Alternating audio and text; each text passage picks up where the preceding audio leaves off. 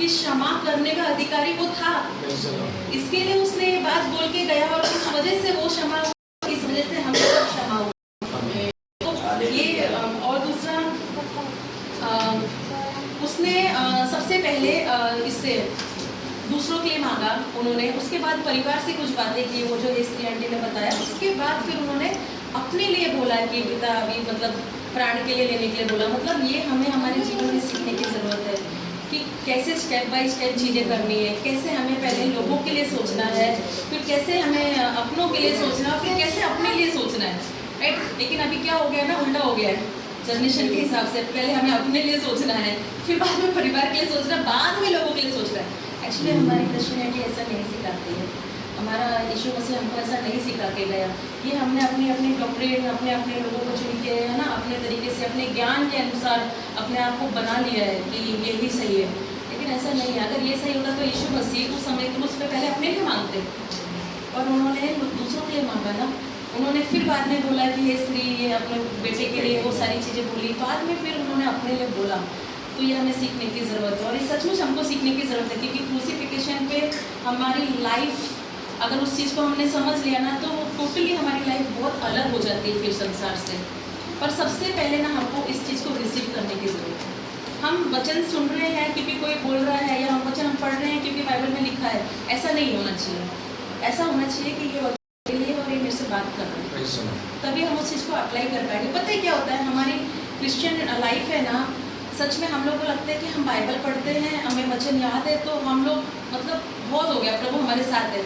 लेकिन ऐसा नहीं होता। पता है क्या होता है, जब तक हम लोग उस चीज़ को ना अपनी लाइफ में अप्लाई नहीं कर पा रहे होते हैं ना, तो हम लोग है ना, वो एक बर्तन में सिक्के है ना, उसको ऐसे बजाने वाला सिस्टम है, और कुछ नहीं है उससे ज़्यादा।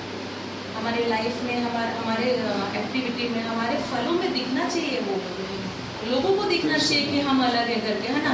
हम कैसे अलग दिखेंगे, यही करके, ये जो छोटी छोटी बातें यीशु मसीह ने जो हमको बोली है, लोगों को क्षमा करना है। क्यों? क्योंकि उसने क्षमा किया है, उसने अपने बैरियों को कर्ज नहीं किया है, उसने अपने सताने वाले को श्रापित नहीं किया है, उसने ऐसा कुछ, उसने किसी को भी अक्षमा करके नहीं गया है। तो हमारा मन, हमारा शरीर परमेश्वर का मंदिर है ना, वचन कहता है, सबको पता है। तो जब हमारा मंदिर है, तो हम इस मंदिर में कैसे किसी के लिए अक्षमा रख सकते हैं? नहीं रख सकते हैं। मालूम है मुश्किल है, क्योंकि बहुत सारी चीज़ें होती है, हम नहीं भुला पाते हैं, सबके साथ होता है, लेकिन नामुमकिन भी नहीं है, है ना। कितने लोग बिलीव करते हैं पवित्र आत्मा सब कुछ कर सकता है? हालेलुया बोलेंगे। रिसीव करने की जरूरत है इस बात को, क्योंकि हमारा पूरा लाइफ विश्वास के ऊपर है। हम लोग कौन है? हम लोग कौन है? अरे हम विश्वासी लोग हैं। हाँ, तो हम लोग विश्वासी लोग हैं, तो हमारा पूरा लाइफ विश्वास के ऊपर है। तो हमें सबसे पहले क्या विश्वास करना है? ये विश्वास करना है जो वचन में लिखा है वो सच है, और वो मेरे लिए है।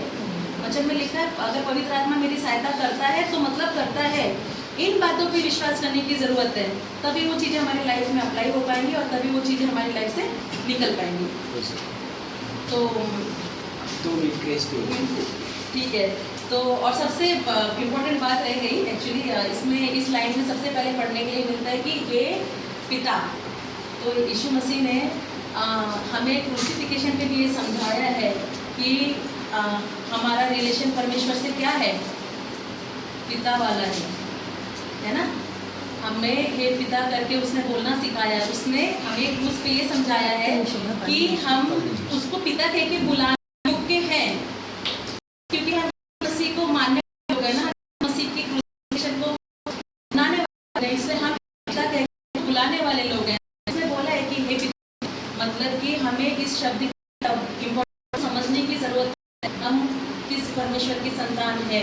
ये इन्फॉर्मेशन मिला है हमको इस शब्द की वजह से, जब उन्होंने बोला हे पिता, मतलब कि वो हमारा पिता है, ठीक है। जैसे यीशु मसीह पिता कह रहे हैं ना, ऐसा वो भी हमारा पिता है। तो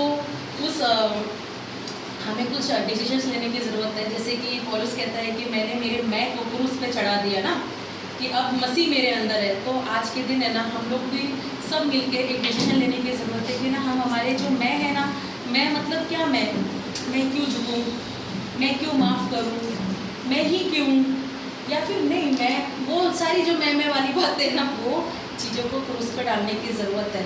और ये हम अपने मन से अगर सरेंडर करेंगे ना, तभी परमेश्वर पवित्र आत्मा हमारी मदद करेगा। लेकिन अगर इस चीज़ को हम सिर्फ फोटो से बोल के जाएंगे ना, तो परमेश्वर मनों को जांचने वाला भी परमेश्वर है।